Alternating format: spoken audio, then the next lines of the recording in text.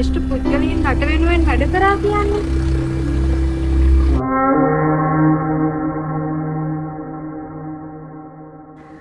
එතකොට ඔබතුමාගේ පුතාට මොකද වුනේ?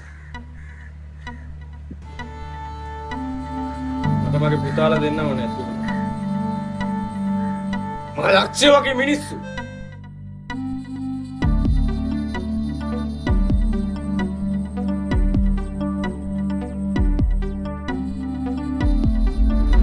ඒ කතාව මතක් වෙන හැම පාරම මට ලොකු වේදනාවක් මගේ පපුවට ලොකු බරක් දැනෙනවා.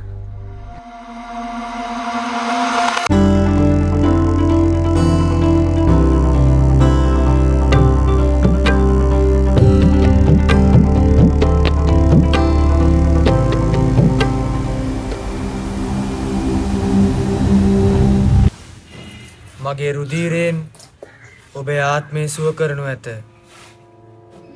මගේ රුධීරයෙන් ඔබේ මරණය සුවයක් ගෙන දෙනු ඇත.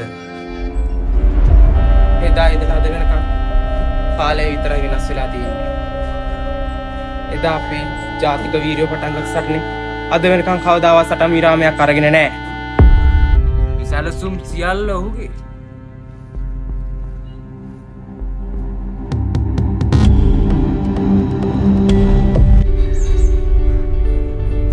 මම කවුද කියලා ඔබ දන්නේ නැහැ. මම ඔබලාට කරන මේ සේවයෙන් මම කවුද කියලා හඳුනා ගන්න.